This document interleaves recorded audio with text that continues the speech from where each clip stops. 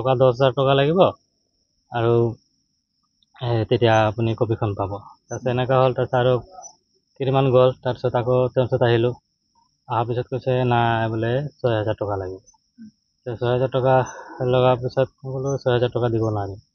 তাৰপিছত চিন্তা কৰিলোঁ নাই, পিছত এই কি কয় ভিজিলেন্সৰ অফিচত পিছত ফোন কৰিলোঁ যে এনেকৈ তেনেকৈ কথা যে মই মাটি বিক্ৰী কৰা এনেকৈ চাৰ্টিফাই কপি ওলাব বিচাৰিছোঁ, তেওঁ টকা বিচাৰি আছে। পিছত তেওঁলোকৰ ফালৰ পৰা মোক ডিভাইচ এটা দিলে।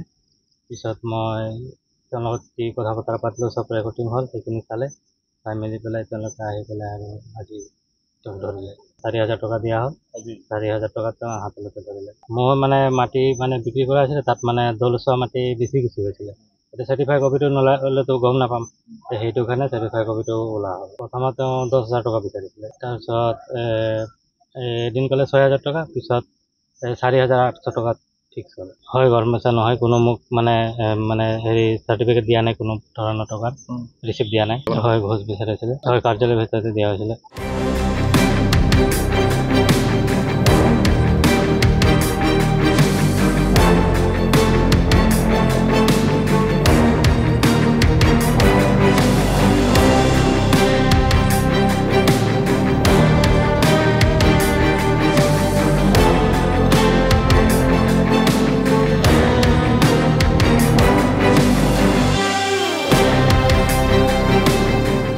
টকা 10,000 টকা লাগিব আৰু তেতিয়া আপুনি কপিখন পাব।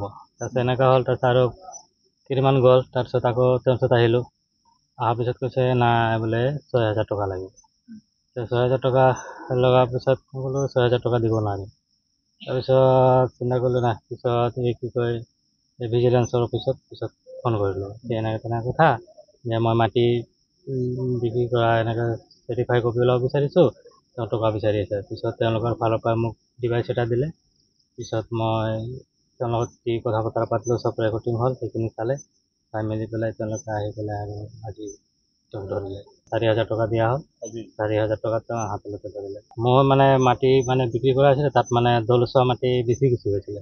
এতিয়া চাৰ্টিফাই কপিটো নলালেতো গম নাপাম, সেইটো কাৰণে চাৰ্টিফাই কপিটো ওলোৱা হ'ল। প্ৰথমত তেওঁ 10,000 টকা বিচাৰিছিলে, তাৰপিছত এদিন ক'লে 6,000 টকা, পিছত 4,800 টকাত ফিক্স হ'ল। হয়, গৰমেছা নহয়, কোনো মোক চাৰ্টিফিকেট দিয়া নাই, কোনো ধৰণৰ টকাৰ ৰিচিপ্ট দিয়া নাই। হয়, ঘোষ বিচাৰিছিলে। হয়, কাৰ্যালয়ৰ ভিতৰতে দিয়া হৈছিলে।